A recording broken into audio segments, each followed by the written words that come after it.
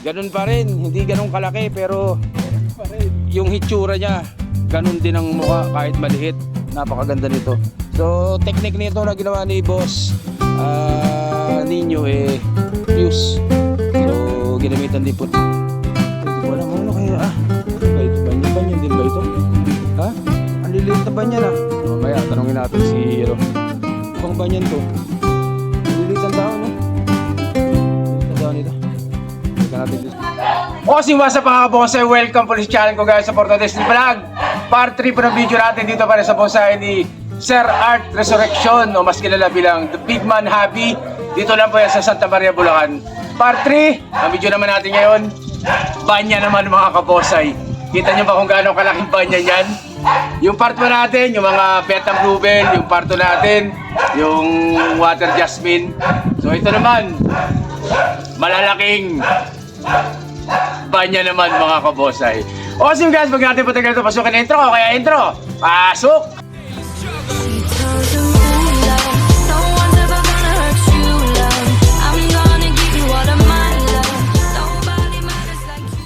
Awesome guys.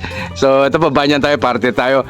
Part 3 tayo, banyan tayo mga kabosay. Siyempre kasama pa natin, Boss Asyong. Yan, so tingnan nyo kung gaano kalaking banya na yan. Grabe kalaki yung banya na yan, no?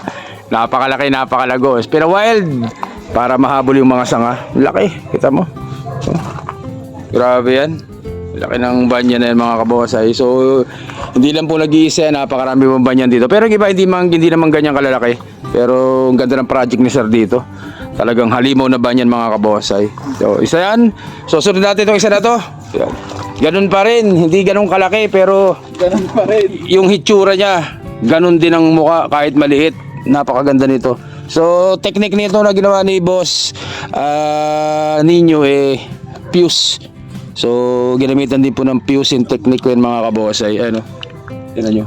Naka-fuse yan guys, naka-fuse. Laki. Fuse. So yung mga nakikita nyo itong mga to, yung mga nakahiwalay na yan. So yan po yung mga cuttings na dinikit din dito, yung mga naka-fuse na yan, itong mga sanga-sanga na yan. So ayan po. Yan.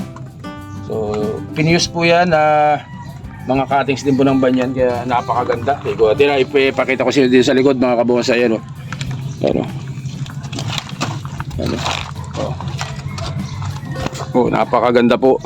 So fuse po hindi siya original na ganyang kalaki. So ang ginawa dyan ay fusing technique. Pinagdikit-dikit, pinagsama-sama ng mga cuttings ng banyan para mapalabas po yung ganyang itsura guys. So napakaganda po, napakaganda. Banyan po yung banyan. So ikot tayo dito sa kabila. So yan po. So, kung may malaki, merong mga maliliit lang pero tinan nyo pa rin, napakaganda pa rin. So dito po sa kabila, ganun din. Oh. Yan o. Ganda. So doon sa likod ang ano dapat pero dito sa loob. Pero kita nyo rin naman. Ganda. So isa rin talaga ang banyan sa napakagandang gawing napakagandang gawing bonsai talaga niyan. Ito mga nakakaskid na banyan Yan. So siguro project nito pangkasa sa bato. Yan, punta natin sa kabila. So meron pa rin dito, ganun pa rin. Naka-training pa rin 'to mga kabonsai. Naka-training pa rin ang pang-expose pang fuse. So yung mga sanga na yan mga cuttings po yan na pinagdikit-dikit. So ito po yung naka-rekta po ito para mas mabilis gumanda. So ganyan po ang technique nila dito na ginagawa sa bonsai ni Sir Art. Yan. Naka-rekta po ang mga pinapalarga dito talaga para mas mabilis gumanda. Puro mga naka-rektahin mga kabonsai. Yan, dito sa kabila, pakita nyo. Ayan. Ganda. So dito pa. Ayan. Ito hindi ko alam ano kaya ano ba ito? Banyan din ba ito? Banyan din. Ha? Banyan. Ang liliit na banyan mamaya tanongin natin si ibang banyan to. Ang liliit ang daon Liliit ang daon ito. Punta natin dito sa kabila. Saan? Ito may malaki dito. So meron dito on training. Yan. On training pa rin to mga kabonsai. So yung nakita nyo kanina, yung unang pinakita ko, yung pangalawang pinakita ko pala sa inyo na maganda. Ganito din po ang itsura nun nung hindi pa siya develop o hindi pa siya nabuo. So yan po. Yan po, ayan Kita nyo yung mga yan, isa, dalawa, ang dami. So yung loob halo siya. Ibig sabihin butas. So pinagawang triangle. So mga ano yan, naka-fuse po yan, pinagdikit-dikit lang yan para makabuo ng fuse. Ayan, oh. So katagalan nito, magiging isa na lang po yan. Ang ganda, oh. So yan po doon sa mga nag-iisip kung anong gagawin nila sa mga cuttings nila ng mga banya ninyo. Huwag nyo itatapon dahil pwede kayong gumawa ng ganyan. So, so for sharing po itong video natin na to, for sharing po ito. Ito po yung technique o yung project na ginagawa nila sa sa mga banya nila, mga kabosay. Kaya yung mga cuttings nila, kagaya nito, yung cuttings yan, ito, cuttings din, hindi nila tinatapon yan dahil gagawin nilang pang-fuse mga kabonsay. So yan po, ang laking banya niya na. So ganyan kataas, nasa ilalim po ako ng banya na mga kabonsay. Yan. So ikutin mo sa kabila, marami pa dito. Ito pa. Oh. Tapos ang technique talaga dito, share ninyo, mas mabilis pag nakarekta. Oo, mabilis. Yan talaga, dapat. Nakarekta. Mas maganda nakarekta. Para, kasi pag nasa paso mo yung ginawa, baka 5 years. Hindi pa nakadikit. Pero dyan, 2 years, dikit-dikit. So yung mga kabonsay, 2 taon para makapagpa-fuse ng banyan mga kabonsay. Pero kailangan, mas maganda, nakarekta po yan mga kabonsay. So yan po pag nilagay sa paso, posibleng matagal bago mabuo. Pero kapag nakarekta po sa lupa yan, 1, 2, 3 years, dikit-dikit na po yan, mas mabilis siyang mag-fuse mga kabonsay. Papakita ko sa inyo, hindi lang po yun, hindi lang malalaki ang training nila dito, ang project nila dito ginagawa. Mayroon din pong ganito. Ayan, boss niya yung ganitong kaliliit, ano nang sukat ito? Sumo o small, ano? Small, mamay, pero Small. small. Pipilitin mag-i-small. Small. Kasi mamay lang yan. Pero may mga nakalatag yan. Kita nyo naman ang mga Wala pa daw ilalim niya. kita nyo ng mga binti. Yung mga binti niya, Ayan. Grabe mga paa.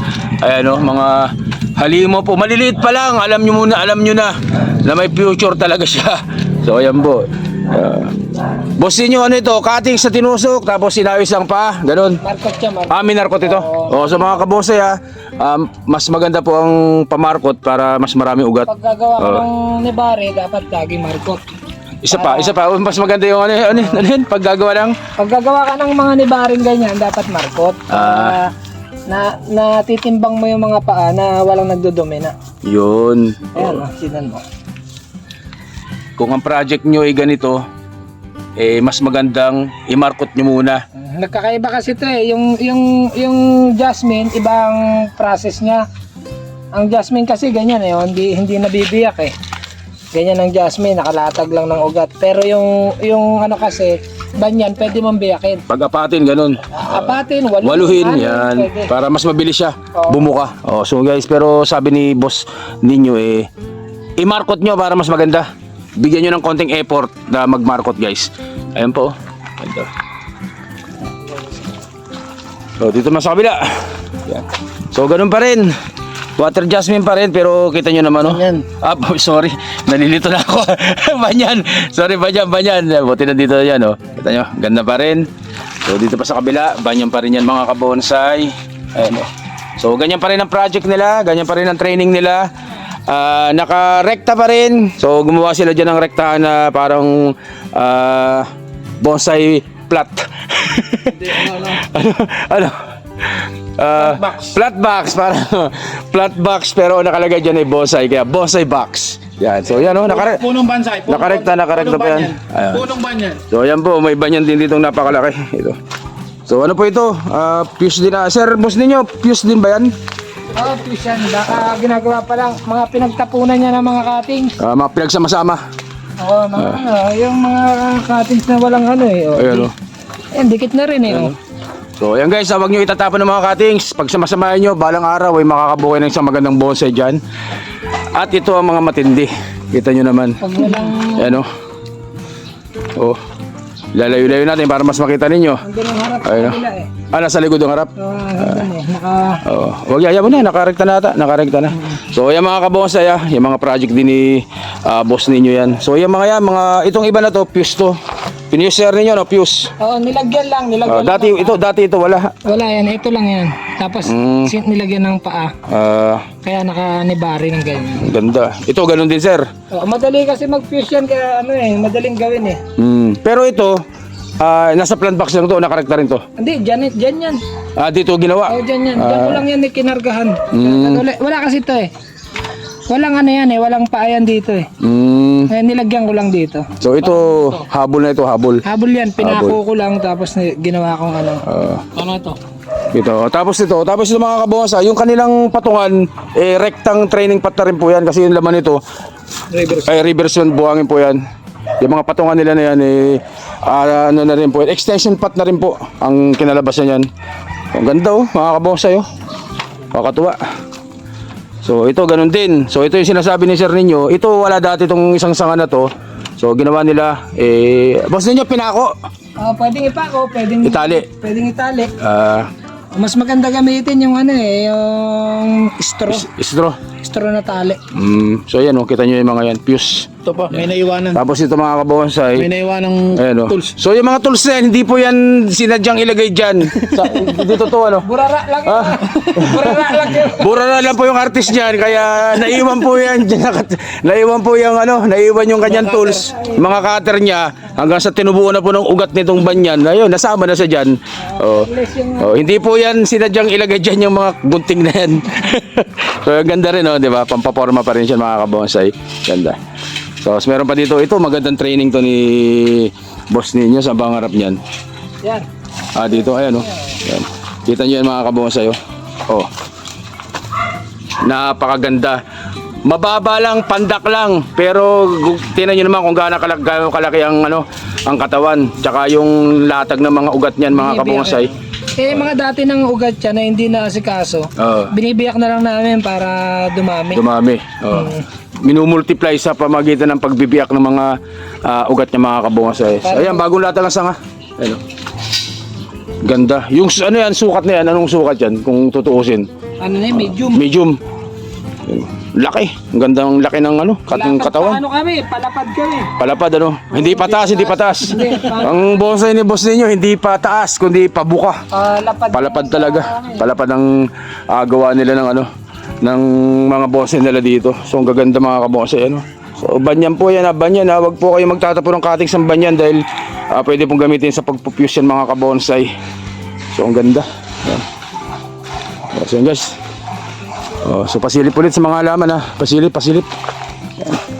So ito banyan pa rin So ito mga banyan pa rin yung mga kabonsai Yan. So dito lang po yan sa bonsai ni Sir Art Resurrection. Mas kilala bilang Big Man Hobby. At ang pangalan po ng farm niya ay Mayabang Bonsai Farm. Pero hindi naman talaga mayabang. Ano pa rin sila, mga low profile pa rin mga kabonsai.